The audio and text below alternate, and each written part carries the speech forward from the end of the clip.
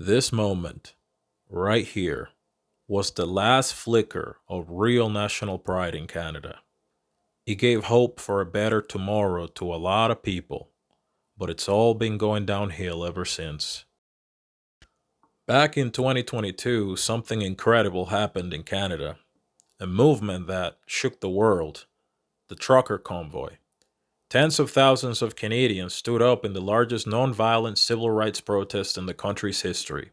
It was peaceful, it was powerful, and it was heard across the world.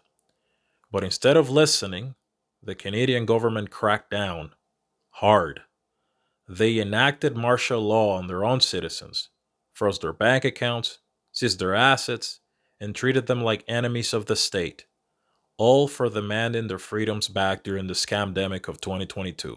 And here's the kicker. To this day, the two main organizers of the protests are still being dragged through the courts like political prisoners. The federal government is trying to make an example out of them to discourage any future dissent. So what's happening today with the Freedom Convoy? Let's find out. Very quickly though, if you enjoy these videos, please do me a solid and subscribe. It's free and you can always unsubscribe later if you change your mind. Thank you, and back to the video.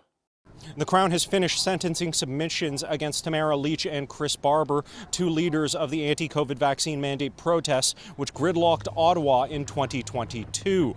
Justice Heather Perkins McVeigh heard from the Crown prosecutor on why they're seeking an 8-year term for Barber and 7 years for Lich. Assistant Crown Prosecutor Siobhan Wetcher underlined the Crown isn't prosecuting the political beliefs or ideas of Lich or Barber, but for their actions in encouraging what the court has found constituted a mass mischief. Wetcher says the sentences sought are on the upper end of the scale, but argued that extraordinary harms caused by the protest require an extraordinary sentence, also saying there's no real precedence for this kind of case. During the trial, the court did find that Barber and Lich were considered leaders among portions of the protesters, but didn't have influence over every single protester or their actions. And the Crown admits that while the two may have come to Ottawa with good intentions and have the legal right to protest, the protest scale and length was unprecedented. After that, Chris Barber's defense attorney Diane Magus argued that far worse protests that resulted in worse violence and worse property damage resulted in relatively short sentences, and it would be a legal error to apply a lengthy jail term here. As an example, Magus pointed to the G20 protests in Toronto, where stores were ransacked, police vehicles were attacked, and people went with the explicit intent of committing violence and property damage, yet the longest G20 sentence came to 21 months. Magus noted that Barber and Lich explicitly advocated for nonviolence during the convoy protest, and Barber, in fact, attempted at one point to move trucks out of the downtown core, though he was unsuccessful. Magus arguing that this should be considered during sentencing. Sentencing submissions continue this afternoon. Tamara Lich and Chris Barber, the two faces of the 2022 Trucker Convoy, are still being put through Canada's so-called justice system. And for what? A charge of mischief? Not violence, not destruction, mischief. Yet they've endured one of the longest trials in recent Canadian history.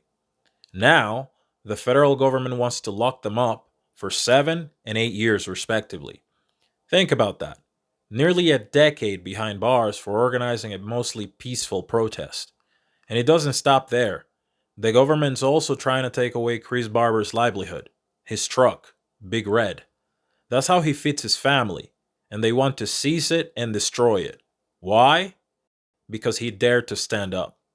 You might recall, Lich and Barber were two of the organizers of the convoy that rolled into Ottawa at the end of January in 2022. It rocked the nation's capital for 3 weeks and eventually ended with the Emergencies Act being invoked, with police dragging folks off, and with Barber and Lich being charged and then eventually convicted with mischief. That's it, mischief. But the Crown in this case has put forward sentencing recommendations of 7 years for Lich and 8 years for Barber. If you didn't think that this was already a politically motivated prosecution, well, think again. Now, I have to point out that nobody gets 7 and 8 years for mischief. This is a ridiculous request by the Crown Attorney's Office. Let's just call it what it is. Canada has political prisoners now. In a so-called democracy, Tamara Lich and Chris Barber are being crushed by the full weight of the federal government. Not because they were violent, not because they broke things, but because they dared to speak out against government overreach. This isn't about justice, it's about retribution, plain and simple. While actual violent protests erupt across the country, vandalism, arson, assaults, you name it, and those involved walk free with barely a slap on the wrist, the peaceful truckers are facing nearly a decade in prison. Make no mistake, this is a warning. The government is trying to destroy their lives to make an example out of them, to send a clear message: fall in line or else. So ask yourself, if this is how Canada treats peaceful protesters, can you still call it a democracy? Of the Freedom Convoy protesters justified? No, not at all. It was Canadians standing up for their rights against the totalitarian regimes that the government was trying to bring down upon them. That thing could have ended very shortly. All Trudeau had to do was come out and talk to the protesters, but no, he had to go hide underneath his desk and suck his thumb because he was too afraid to come and talk to the people. The other political leaders came out and talked to the protesters, but Trudeau didn't because he was a coward. Crown prosecutors in Ottawa are seeking an 8-year jail sentence for Chris Barber over his involvement in the peaceful Freedom Convoy protest that took place in Ottawa in 2022. The court is going to hear submissions from Crown prosecutors and from Chris Barber's lawyer on Wednesday, July 23rd and Thursday, July 24th.